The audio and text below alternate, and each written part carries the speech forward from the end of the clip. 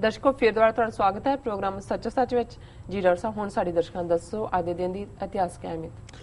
ਸਿੱਖ ਇਤਿਹਾਸ ਦੇ ਹਵਾਲੇ ਨਾਲ 1950 ਚ ਅਕਾਲੀ ਦਲ ਦੀ ਵਰਕਿੰਗ ਕਮੇਟੀ ਨੇ ਇਹ ਮਤਾ ਕੀਤਾ ਕਿ ਜਿਹੜੇ ਪਹਿਲਾਂ ਉਹਨਾਂ ਨੇ ਸਾਰੇ ਮੈਂਬਰਾਂ ਨੂੰ ਕਾਂਗਰਸ ਜੁਆਇਨ ਕਰਾ ਦਿੱਤੀ ਸੀ ਕਿ ਜੀ ਅਸੀਂ ਸਿਰਫ ਧਾਰਮਿਕ ਮੁੱਦਿਆਂ ਤੱਕ ਰਵਾਂਗੇ, ਪਰ ਉਹਨਾਂ ਨੇ ਫਿਰ ਕਿਹਾ ਕਿ ਨਹੀਂ, ਤੁਸੀਂ ਵਾਪਸ ਆ ਜਾਓ। ਕੁਛ ਆਏ, ਥੋੜੇ ਬਹੁਤੇ ਫਿਰ ਕਾਂਗਰਸੀ ਬਣ ਗਏ ਜੀ। ਅੱਜ 30 ਜੁਲਾਈ ਦਾ ਦਿਨ, ਕਿਉਂਕਿ 29 ਤੇ 30 ਜੁਲਾਈ ਦੀ ਰਾਤ ਨੂੰ ਹੀ ਇਹ ਮੁਕਾਬਲਾ ਹੁੰਦਾ ਹੈ। ਸਾਡੇ ਮੌਜੂਦਾ ਸੰਘਰਸ਼ ਦੇ ਬਹੁਤ ਵੱਡੇ ਯੋਧੇ ਨਾਇਕ ਭਾਈ ਗੁਰਜੰਟ ਸਿੰਘ ਬੁੱਧ ਸਿੰਘ ਵਾਲਾ ਦਾ ਸ਼ਹੀਦੀ ਦਿਨ ਹੈ ਜੀ। ਅਸੀਂ ਬੀਤੇ ਦੇ ਯੋਧਿਆਂ ਨੂੰ ਯਾਦ ਕਰਦੇ ਹਾਂ। ਇਤਿਹਾਸ ਦੇ ਬੜੇ ਨਾਮਵਰ ਸਾਡੇ 18ਵੀਂ ਸਦੀ ਦੇ ਯੋਧੇ, ਪਰ ਮੈਂ ਸਮਝਦਾ ਵੀ ਈਵਨ ਅੱਜ ਦੇ ਦੌਰ ਦੇ ਵਿੱਚ ਜਿਵੇਂ ਛੋਟੀ ਛੋਟੀ ਉਮਰ ਦੇ ਸਿੱਖ ਨੌਜਵਾਨਾਂ ਨੇ, ਬੱਚਿਆਂ ਨੇ ਸੰਘਰਸ਼ ਦੇ ਵਿੱਚ ਆ ਕੇ ਜਿਵੇਂ ਉਹਨਾਂ ਨੇ ਸਿਖਰਾਂ ਛੂਹੀਆਂ, ਬਹਾਦਰੀ ਦੀਆਂ ਵੀ, ਇੱਕ ਖੌਫ ਦੁਸ਼ਮਣ ਦੀਆਂ ਸਫਾਂ 'ਚ, ਔਰ ਫਿਰ ਸ਼ਹੀਦੀ ਵੀ ਜੂਝਦਿਆਂ ਪਾਈ। ਭਾਈ ਗੁਰਜੰਟ ਸਿੰਘ ਬੁੱਧ ਸਿੰਘ ਵਾਲਾ ਉਹਨਾਂ ਦਾ ਪਿੰਡ ਹੈ, ਜ਼ਿਲ੍ਹਾ ਫਰੀਦਕੋਟ ਦਾ ਜੀ। ਔਰ ਮੈਂ ਦੇਖ ਰਿਹਾ ਸੀ ਕਿ ਸਿਰਫ 28 ਸਾਲ ਦੀ ਉਮਰ ਹੈ ਜਦੋਂ ਸ਼ਹੀਦ ਹੋ ਜਾਂਦੇ ਨੇ। 18 ਸਾਲ ਦੀ ਉਮਰ 'ਚ ਉਹ ਮੂਵਮੈਂਟ ਦੇ ਵਿੱਚ ਆਉਂਦੇ ਨੇ। 1964 'ਚ ਉਹਨਾਂ ਦਾ ਜਨਮ ਹੁੰਦਾ ਹੈ ਔਰ 1992 'ਚ ਅੱਜ ਦੇ ਦਿਨ ਉਹ ਚੜ੍ਹਾਈ ਕਰਦੇ ਨੇ।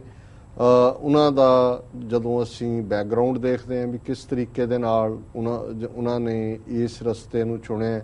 ਮੋਗੇ ਦੇ ਵਿੱਚ ਗੁਰਦੁਆਰਾ ਬੀਬੀ ਕਾਨ ਕੌਰ ਹੈ ਔਰ ਇੱਕ ਮੋਰਚਾ, ਔਰ ਇਹ 84 ਤੋਂ ਪਹਿਲਾਂ ਵੀ ਉੱਥੇ ਮੋਰਚਾ ਲੱਗਿਆ ਸੀ। ਪੁਲਿਸ ਨੇ ਬਹੁਤ ਜ਼ਿਆਦਤੀ ਕੀਤੀ, ਬਾਹਰ ਬਲੌਕ ਕਰ ਦਿੱਤਾ ਸੀ ਕਿ ਅੰਦਰ ਕੁਝ ਜਾ ਨਹੀਂ ਸਕਦਾ, ਔਰ ਬਾਅਦ ਦੇ ਵਿੱਚ ਪੁਲਿਸ ਨੇ 84 ਦੇ ਦੌਰ 'ਚ ਅਸੀਂ ਦੇਖਦੇ ਹਾਂ, ਹਾਲਾਂਕਿ ਇਹ ਛੋਟਾ ਬੱਚੇ ਹੁੰਦੇ ਆ ਜਦੋਂ 12-14 ਸਾਲ ਦੇ ਸੀ, ਸੰਤ ਪਿੰਡਾਂ ਵਾਲਿਆਂ ਨੂੰ ਵੀ ਮਿਲਦੇ ਰਹੇ। ਪੜ੍ਹਾਈ ਉਹਨਾਂ ਦੀ ਸਿਰਫ 5ਵੀਂ ਤੱਕ ਸੀ, ਲੇਕਿਨ ਜਿੰਨੀ ਸੋਝੀ ਸੀ ਜਿਹੜੀ ਉਹਨਾਂ ਨੇ ਫੋਰਸ ਖਾਲਿਸਤਾਨ ਲਿਬਰੇਸ਼ਨ ਫੋਰਸ ਦੇ ਉਹ ਤੀਸਰੇ ਜਨਰਲ ਬਣੇ। ਪਹਿਲੇ ਜਨਰਲ ਅਰੂੜ ਸਿੰਘ ਸਨ, ਫਿਰ ਭਾਈ ਅਵਤਾਰ ਸਿੰਘ ਬ੍ਰਹਮਾ ਸਨ, ਔਰ ਇਹਨਾਂ ਦੀ ਕਮਾਂਡ ਸਭ ਤੋਂ ਜ਼ਿਆਦਾ ਐਜੂਕੇਟਿਡ ਜਿਹੜੇ ਯੋਧੇ ਨੇ, ਜਿਨ੍ਹਾਂ ਦੇ ਵਿੱਚ ਬਹੁਤ ਸਾਰੇ engineer, Guru Nanak engineering college ਦੇ ਪ੍ਰੋਫੈਸਰ ਸਾਰੇ ਹੀ ਜਿਹੜੇ ਨੇ ਉਸ ਪੀਰੀਅਡ ਦੇ ਜਿਹੜੇ ਸੱਚਮੁੱਚ ਸਿੱਖੀ ਭਾਵਨਾ ਰੱਖਦੇ ਸੀ, ਉਹ ਇਸ ਪਾਸੇ ਆਏ। ਔਰ ਇਸ ਬੀਬੀ ਕਾਨ ਕੌਰ ਗੁਰਦੁਆਰੇ 'ਚ ਫਿਰ ਪੁਲਿਸ ਨੇ ਘੇਰਾਬੰਦੀ ਵੀ ਕੀਤੀ ਔਰ ਗੋਲੀ ਚਲਾਈ, ਜਿਹਦੇ 'ਚ ਕਿ ਇਹਨਾਂ ਦੇ ਦਾਦਾ ਭਾਈ ਕੇਰ ਸਿੰਘ, ਭਾਈ ਗੁਰਜੰਟ ਸਿੰਘ ਬੁੱਧ ਸਿੰਘ ਵਾਲਾ ਦੇ, ਉਹ ਸ਼ਹੀਦ ਹੋਏ। ਸੋ ਉਹਨਾਂ ਦਾ ਆਪਣੇ ਦਾਦਾ ਜੀ ਨਾਲ ਬਹੁਤ ਪਿਆਰ ਸੀ। ਇਹ ਪਹਿਲਾ ਝਟਕਾ ਉਹਨਾਂ ਨੂੰ ਲੱਗਾ ਬਚਪਨ 'ਚ 12-14 ਸਾਲ ਦੀ। ਹੋਰ ਜਿਉਂ-ਜਿਉਂ ਫਿਰ ਕੁਛ ਦੇਰ ਬਾਅਦ ਪੁਲਿਸ ਨੇ ਆ ਕੇ ਉਹਨਾਂ ਨੂੰ, ਅਜੇ ਪੂਰੇ 18 ਸਾਲ ਦੇ ਵੀ ਨਹੀਂ ਸੀ ਹੋਏ, ਘਰੋਂ ਚੁੱਕ ਲਿਆ ਔਰ ਲਗਭਗ 1.5 ਸਾਲ ਫਰੀਦਕੋਟ ਫਿਰੋਜ਼ਪੁਰ ਦੀ ਜੇਲ੍ਹ 'ਚ ਰੱਖ ਕੇ ਟਾਰਚਰ ਕੀਤਾ। ਜਿਉਂ ਹੀ ਛੁੱਟ ਕੇ ਆਏ ਉਸ ਤੋਂ ਅਗਲੇ ਦਿਨ ਉਹਨਾਂ ਨੇ ਫਿਰ ਉਹਨਾਂ ਨੂੰ ਤੇ ਉਹਨਾਂ ਦੇ ਭਰਾ ਨੂੰ ਚੁੱਕ ਲਿਆ। ਫਿਰ ਉਹਨਾਂ ਦੇ ਘਰ ਆ ਕੇ ਪਿਓ ਦੂਜੇ ਉਹਨਾਂ ਨੂੰ, ਪਿਤਾ ਨੂੰ ਕੇਸਾਂ ਤੋਂ ਫੜ ਕੇ ਧੋਇਆ। ਸੋ ਇਹ ਸਾਰੇ ਹਾਲਾਤ ਸੀ ਕਿ ਜਦੋਂ ਬਾਰ-ਬਾਰ ਫੜ ਕੇ ਟਾਰਚਰ ਹੋ ਕੇ ਕਿ ਲਗਭਗ 18 ਸਾਲ ਦੀ ਉਮਰ 'ਚ ਉਹਨਾਂ ਨੇ ਫਿਰ ਆਪਣਾ ਘਰ ਛੱਡ ਦਿੱਤਾ। ਉਹਨਾਂ ਨੇ ਕਿਹਾ ਜੀ ਨਹੀਂ, ਹੁਣ ਇਹ ਜ਼ਿੰਦਗੀ ਜਿਹੜੀ ਹੈ ਪੰਥ ਦੇ ਲੇਖੇ ਲੱਗੇਗੀ। ਦਰਸ਼ਕ ਸਕਰੀਨ ਦੇ ਉੱਤੇ ਇਸ ਬਹਾਦਰ ਯੋਧੇ ਦਾ, ਜਿਹਦਾ ਸਰੂਪ ਵੀ ਸੰਤਾਂ ਵਰਗਾ ਹੈ, ਜਿਵੇਂ ਇੱਕ ਭਲੇ ਮਨੁੱਖ ਹੁੰਦੇ ਨੇ, ਸੰਤ ਦਾ ਭਾਵ ਹੀ ਇਹ ਹੈ ਕਿ ਜਿਹੜਾ ਬਿਲਕੁਲ ਭਰਿਆ ਹੋਇਆ ਵਿਜ਼ਡਮ ਨਾਲ। ਔਰ ਉਹਨਾਂ ਨੇ ਫਿਰ ਖਾਲਿਸਤਾਨ ਲਿਬਰੇਸ਼ਨ ਫੋਰਸ ਦੇ ਮੁਖੀ ਬਣਨ ਤੋਂ ਬਾਅਦ ਜਿਹੜੇ ਕਾਰਨਾਮੇ ਕੀਤੇ, ਉਹ ਜਿਹੜੇ ਨੇ ਉਹਨਾਂ ਨੇ ਦੁਸ਼ਮਣ ਦੀਆਂ ਸਫਾਂ ਦੇ ਵਿੱਚ ਇੱਕ ਡਰ ਔਰ ਖੌਫ, ਕਿਸੇ ਬੇਗੁਨਾਹ ਨੂੰ ਨਹੀਂ ਮਾਰਨਾ, ਇਹ ਉਹਨਾਂ ਦਾ ਸਪਸ਼ਟ ਆਦੇਸ਼ ਸੀ ਜੀ। ਔਰ ਸਿਰਫ ਜਿਹੜੇ ਜ਼ੁਲਮ ਕਰਨ ਵਾਲੇ, ਜਿਹੜੇ ਬੇਗੁਨਾਹ ਨੂੰ ਮਾਰਨ ਵਾਲੇ, ਟਾਰਚਰ ਕਰਨ ਵਾਲੇ, ਝੂਠੇ ਪੁਲਿਸ ਮੁਕਾਬਲੇ ਬਣਾਉਣ ਵਾਲੇ ਪੁਲਿਸ ਅਫਸਰ ਸਨ, ਔਰ ਬੇਸ਼ੱਕ ਉਹ CRP ਦੇ ਲੋਕ ਸਨ ਜਾਂ ਗਵਰਨਮੈਂਟ ਫੋਰਸਿਸ ਦੇ, ਉਹਨਾਂ ਦੇ ਨਾਲ ਉਹਨਾਂ ਨੇ ਆਡਾ ਲਿਆ, ਪੂਰਾ ਚੈਲੰਜ ਕਰਕੇ ਜਾਂਦੇ ਸੀ, ਜੋ ਕਿ ਲੜਾਈ ਦੇ ਨਿਯਮ ਨੇ। ਅਸੀਂ ਕੋਈ ਹਿੰਸਾ ਦੇ ਹੱਕ 'ਚ ਨਹੀਂ ਹੈ, ਪਰ ਇਹ ਇੰਟਰਨੈਸ਼ਨਲ ਲਾਅ ਦੇ ਥੱਲੇ ਵੀ ਇਹ ਗੱਲ ਮੰਨੀ ਹੋਈ ਹੈ ਕਿ ਜੇ ਇੱਕ ਹਕੂਮਤ ਤੁਹਾਡੇ ਨਾਲ ਆਰਮਡ ਸਟਰਗਲ ਜਾਂ ਤੁਹਾਡੇ ਤੇ ਜ਼ੁਲਮ ਹਥਿਆਰਾਂ ਨਾਲ ਕਰਦੀ ਹੈ, ਤੁਹਾਡੇ ਖਿਲਾਫ ਜੰਗ ਵਿੱਢੀ ਹੋਈ ਹੈ, ਤੇ ਫਿਰ ਤੁਹਾਨੂੰ ਇਹ ਹੱਕ ਹੁੰਦਾ ਹੈ ਕਿ ਤੁਸੀਂ ਹਥਿਆਰਬੰਦ ਤਰੀਕੇ ਦੇ ਨਾਲ ਉਸ ਦਾ ਮੁਕਾਬਲਾ ਕਰ ਸਕਦੇ ਹੋ।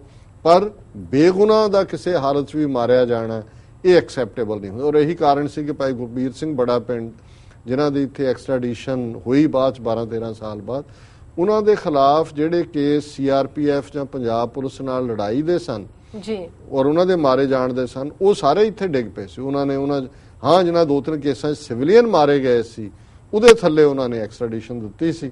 ਸੋ ਅੱਜ ਦੇ ਦਿਨ ਮਿਡਲ ਨਾਈਟ ਜਿਹੜੀ 29 ਔਰ 30 ਦੀ ਸੀ, ਲੁਧਿਆਣੇ ਦੇ ਮਾਡਲ ਟਾਊਨ ਐਕਸਟੈਂਸ਼ਨ 'ਚ ਕੌਰ ਸਿੰਘ ਦੇ ਘਰ 'ਚ ਉਹਨਾਂ ਨੂੰ ਘੇਰ ਲਿਆ ਔਰ ਉਹ ਬੇਸ਼ੱਕ ਉਹਨਾਂ ਨੇ ਮੁਕਾਬਲਾ ਕੀਤਾ, ਪਿੱਛੋਂ ਦੀ ਨਿਕਲਣ ਦੀ ਵੀ ਕੋਸ਼ਿਸ਼ ਕੀਤੀ, ਪਰ ਆਲਰੇਡੀ ਪੱਕੀ ਸੂਹ ਤੇ ਆਏ ਸੀ। ਜਿੱਥੇ ਉਹਨਾਂ ਦਾ ਮੁਕਾਬਲਾ ਕਰਨ ਦੇ ਲਈ ਅਸਲਾ ਸੀ ਉੱਥੋਂ ਤੱਕ ਉਹਨਾਂ ਦੀ ਪਹੁੰਚ ਨਹੀਂ ਹੋ ਸਕੀ ਔਰ ਇਸ ਯੋਧੇ ਨੇ ਜਿਹਦੇ ਸਿਰ ਤੇ ਕਰੋੜਾਂ ਰੁਪਏ ਦਾ ਇਨਾਮ ਸੀ, ਉਹਨਾਂ ਨੇ ਸ਼ਹੀਦੀ ਪਾਈ 28 ਸਾਲ ਦੀ ਉਮਰ। ਸੋ ਅਸੀਂ ਉਹ ਇਸ ਮਹਾਨ ਯੋਧੇ ਦੀ ਸ਼ਹਾਦਤ ਨੂੰ ਪ੍ਰਣਾਮ ਕਰਦੇ। ਵਰਲਡ ਹਿਸਟਰੀ ਦੇ ਹਵਾਲੇ ਨਾਲ ਸਿਟੀ ਆਫ ਬਾਲਟੀਮੋਰ 1719 ਦੇ ਵਿੱਚ ਬਣੀ। 1863 ਦੇ ਵਿੱਚ ਪ੍ਰੈਜ਼ੀਡੈਂਟ ਲਿੰਕਨ ਨੇ ਇੱਕ ਆਰਡਰ ਕੱਢਿਆ ਆਈ ਫॉर ਆਈ, ਜਿਹਦਾ ਮਤਲਬ ਸੀ ਕਿ ਜਿਹੜਾ ਵੀ ਕੋਈ ਕਾਲਾ ਪ੍ਰਿਜ਼ਨਰ ਸ਼ੂਟ ਕੀਤਾ ਜਾਂਦਾ ਹੈ ਉਹਦੇ ਬਦਲੇ ਇੱਕ ਦੂਜਾ ਪ੍ਰਿਜ਼ਨਰ ਮਾਰਿਆ ਜਾਏ ਜਿਹਨੇ ਸ਼ੂਟ ਕੀਤਾ। ਜਾਰਜ ਈਸਟਮੈਨ ਨੇ ਪਹਿਲਾ ਕਲਰ ਮੋਸ਼ਨ ਪਿਕਚਰ 1928 ਦੇ ਵਿੱਚ ਦਿਖਾਈ। 1956 ਚ ਅਮਰੀਕਾ ਨੇ ਇਨ ਗॉड ਵੀ ਟਰਸਟ ਇਸ ਮੋਟੋ ਨੂੰ ਨੋਟਾਂ ਦੇ ਉੱਤੇ ਛਾਪਣਾ ਸ਼ੁਰੂ ਕੀਤਾ ਔਰ 1987 ਚ ਭਾਰਤੀ ਫੌਜਾਂ ਨੇ ਜਿਹੜਾ ਪੀਸ ਕੀਪਿੰਗ ਫੋਰਸ ਦੇ ਨਾਂ ਥੱਲੇ ਤਾਮਿਲਾਂ ਤੋਂ ਹਥਿਆਰ ਸਟਵਾਉਣ ਲਈ ਜਾਫਨਾ ਟਾਪੂ ਦੇ ਵਿੱਚ ਜਾ ਕੇ ਕਬਜ਼ਾ ਕੀਤਾ। ਬਾਅਦ ਚ ਉੱਥੋਂ ਬੜੀ ਬੁਰੀ ਤਰ੍ਹਾਂ ਹਾਰ ਕੇ ਆਏ, ਹਜ਼ਾਰਾਂ ਆਪਣੇ ਸ਼ੋਲਜਰ ਮਰਵਾ ਕੇ। ਔਰ 2012 ਚ ਭਾਰਤ ਦੇ ਵਿੱਚ ਪਾਵਰ ਫੇਲਿਅਰ ਐਸੀ ਹੋਈ ਕਿ ਅੱਜ ਦੇ ਦਿਨ 300 ਮਿਲੀਅਨ ਲੋਕ ਬਿਨਾਂ ਬਿਜਲੀ ਤੋਂ ਸਨ। ਇਹ ਵਰਲਡ ਹਿਸਟਰੀ ਹੈ ਜੀ। ਡਾਕਟਰ ਸਾਹਿਬ ਤੁਹਾਡਾ ਬਹੁਤ ਬਹੁਤ ਧੰਨਵਾਦ। ਹੁਣ ਸਾਡੇ ਦਰਸ਼ਕਾਂ ਨੂੰ ਦੱਸੋ ਅੱਜ ਦਾ ਵਿਚਾਰ। ਅੱਜ ਦੇ ਵਿਚਾਰ ਲਈ ਅਸੀਂ ਪੰਜਵੇਂ ਪਾਤਸ਼ਾਹ ਦਾ ਇੱਕ ਸ਼ਲੋਕ ਫੁਨਹੇ ਮਹੱਲਾ ਪੰਜਵਾਂ ਦਾ ਚੁਣਿਆ ਜੀ। ਸੁਪਨੇ ਊਬੀ ਬਹੀ ਗਹਿਓ ਕੀ ਨਾ ਅੰਚਲਾ, ਸੁੰਦਰ ਪੁਰਖ ਬਿਰਾਜਤ ਪੇਖ ਮਨ ਬੰਚਲਾ, ਖੋਜੋਂ ਤਾਂ ਕੇ ਚਰਨ ਕਹੋਂ ਕਤ ਪਾਈ ਹੈ, ਹਰਿਹਾਂ ਸੋਈ ਜਤਨ ਬਤਾਏ ਸਖੀ ਪ੍ਰਿਓ ਪਾਈ ਹੈ ਜੀ। ਇਹ ਅਲੰਕਾਰ ਇੱਕ ਪਤਨੀ ਦਾ ਪਤੀ ਜਾਂ ਪ੍ਰੇਮਿਕਾ ਪ੍ਰੇਮੀ ਜਿਹੜਾ ਸੋਲ ਔਰ ਰੱਬ ਦੇ ਨਾਲ ਜੁੜਿਆ ਹੋਇਆ ਕਿ ਮੈਂ ਸੁਪਨੇ ਦੇ ਵਿੱਚ ਉੱਠੀ, ਉਬੜਵਾਏ ਉੱਠੀ ਔਰ ਸੁਪਨੇ ਊਬੀ ਬਹੀ ਗਹਿਓ ਕੀ ਨਾ ਅੰਚਲਾ, ਪਰ ਮੈਂ ਆਪਣੇ ਪਿਆਰੇ ਦਾ ਦਾਮਨ ਨਹੀਂ ਫੜ ਸਕੀ। ਕਿਉਂ ਨਹੀਂ ਫੜ ਸਕੀ? ਸੁੰਦਰ ਪੁਰਖ ਬਿਰਾਜਤ, ਜੋ ਹੀ ਮੈਂ ਉੱਠ ਕੇ ਦੇਖਿਆ ਇੱਕ ਬਹੁਤ ਖੂਬਸੂਰਤ ਬਹੁਤ ਸੁੰਦਰ ਪੁਰਖ ਜਿਹੜਾ ਉਹ ਸੇਜ ਦੇ ਉੱਤੇ ਵਿਰਾਜਿਆ ਹੋਇਆ ਸੀ। ਪੇਖ ਮਨ ਬੰਚਲਾ, ਉਸ ਦਾ ਦੀਦਾਰ ਕਰਦਿਆਂ ਹੀ ਮੇਰਾ ਮਨ ਠੱਗਿਆ ਗਿਆ, ਮੈਨੂੰ ਸੁੱਧ ਬੁੱਧ ਭੁੱਲ ਗਈ। ਖੋਜੋਂ ਤਾਂ ਕੇ ਚਰਨ, ਮੈਂ ਅੱਜ ਜਿਹੜੀ ਕਿ ਉਹਦਾ ਅੰਚਲ ਨਹੀਂ ਫੜ ਸਕੀ, ਮੈਂ ਉਸ ਦੇ ਚਰਨਾਂ ਨੂੰ ਲੱਭਦੀ ਹੈ, ਕਹੋਂ ਕਤ ਪਾਈ ਹੈ, ਪਰ ਉਹ ਪਿਆਰਾ ਆਇਆ ਤੇ ਆ ਕੇ ਚਲਾ ਗਿਆ, ਮੈਂ ਕਿੱਥੋਂ ਉਹਨੂੰ ਪਾ ਸਕਦੀ ਹਾਂ। ਹਰੇ ਹਾਂ ਸੋਈ ਜਤਨ ਬਤਾਏ ਸਖੀ ਪ੍ਰਿਓ ਪਾਈ ਹੈ। ਹੇ ਮੇਰੀ ਸਹੇਲੀ, ਹੇ ਮੇਰੇ ਸਖੀ, ਤੂੰ ਹੀ ਦੱਸ ਕਿ ਮੈਂ ਆਪਣੇ ਪਿਆਰੇ ਨੂੰ ਕਿਵੇਂ ਪਾ ਸਕਦੀ ਹਾਂ। ਸੋ ਇਹ ਉਸ ਰੂਹ ਦਾ ਔਰ ਆਤਮਾ ਪਰਮਾਤਮਾ ਦੇ ਸੰਬੰਧਾਂ ਦੀ ਗੱਲ ਹੈ।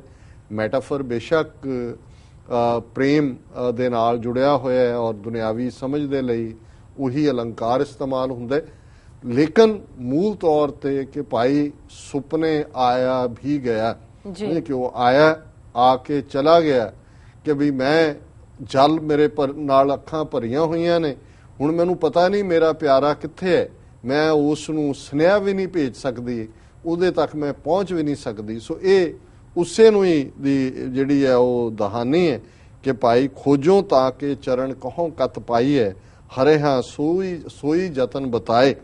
ਹੇ ਵਾਹਿਗੁਰੂ, ਤੂੰ ਹੀ ਇਹ ਕਿਰਪਾ ਕਰੋ, ਉਹ ਯਤਨ ਦੱਸੋ ਸਖੀ ਪ੍ਰਿਓ ਪਾਈ ਹੈ। ਹੇ ਮੇਰੀ ਉਸ ਸਹੇਲਿਓ, ਫੈਲੋ ਸੋਲ ਜਿਹੜੀਆਂ ਰੱਬ ਨੂੰ ਮਿਲੀਆਂ ਹੋਈਆਂ ਨੇ, ਤੁਸੀਂ ਦੱਸੋ ਕਿ ਆਪਣੇ ਪਿਆਰੇ ਨੂੰ ਮੈਂ ਕਿਵੇਂ ਮਿਲ ਸਕਦੀ ਹਾਂ, ਆਪਣੇ ਰੱਬ ਨਾਲ ਕਿਵੇਂ ਮਿਲਾਪ ਹੋ ਸਕਦਾ ਹੈ। ਜੀ ਡਾਕਟਰ ਸਾਹਿਬ, ਇਸ ਨਾਲ ਆਪਣੇ ਵਿਊਅਰਸ ਕੋਲ ਲੈਣੇ ਇਜਾਜ਼ਤ। ਵਿਊਅਰਸ, ਸਾਡੇ ਪ੍ਰੋਗਰਾਮ ਦਾ ਸਮਾਂ ਇੱਥੇ ਸਮਾਪਤ ਹੁੰਦਾ। ਤੁਸੀਂ ਆਪਣੇ ਰਾਏ ਤੇ ਸੁਝਾਅ ਸਾਨੂੰ ਭੇਜਣਾ ਨਾ ਭੁੱਲਣਾ।